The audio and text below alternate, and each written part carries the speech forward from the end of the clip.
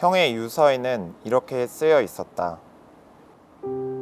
하루에 20시간 넘는 노동을 부과하고 두세 시간 재운 뒤 다시 현장으로 노동자를 불러내고 이미 지쳐있는 노동자들을 독촉하고 등 떠밀고 제가 가장 경멸했던 삶이기에 더 이어가긴 어려웠어요.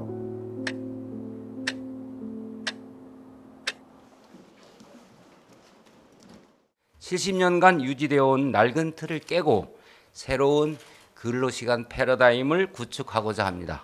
일단 혹시 69시간제에 대해서 어떻게 생각하시는지 간략하게 말씀해 주세요. 더 많이 일하고 더 많이 벌 수 있는 기회가 생긴다고 생각을 해서 더 좋은 것 같습니다.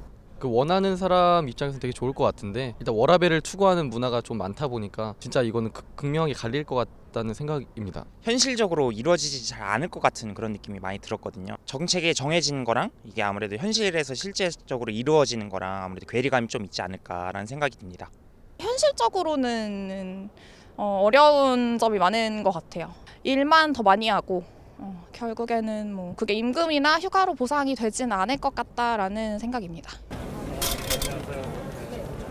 우리 같은 세대는 호봉제에 익숙하거든요.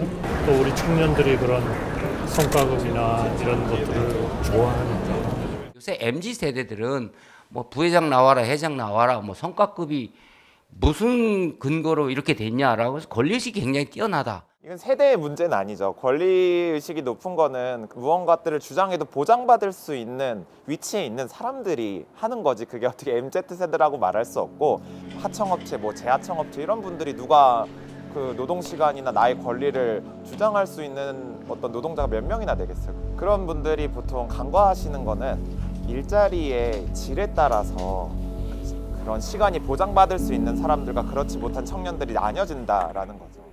기존의 연차 휴가와 결합하면 안식월, 한 달 살기 등 장기 휴가도 가능하게 됩니다. 우리나라에서 이제 실제로 연차 유급휴가를 사용할 수 있는 비율이 사용한 비율이 76.1% 정도 이렇게 나오고 있거든요.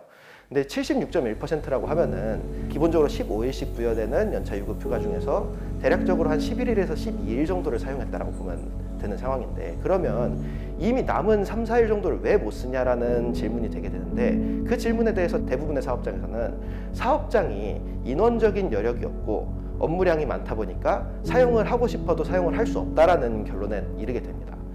포괄임금 오남용이나 뭐 저축된 연차를 소진할 수 없게 한다거나 이런 식의 악용이 일어날 경우 좀 처벌할 수 있는 방안이나 뭐 차단할 수 있는 방법이 좀 부족한 것 같습니다. 그 정규직으로 일하고 있는 본인이 관리 감독에 대한 직접적인 책임만 있는 사람들 보장하고, 나머지는 그냥 쉽게 계약하고 자를 수 있는 사람들은 그냥 마음껏 그 69시간 일하고 자르고 뭐 이런 것들이 비일비재하게 반복되기 쉽죠.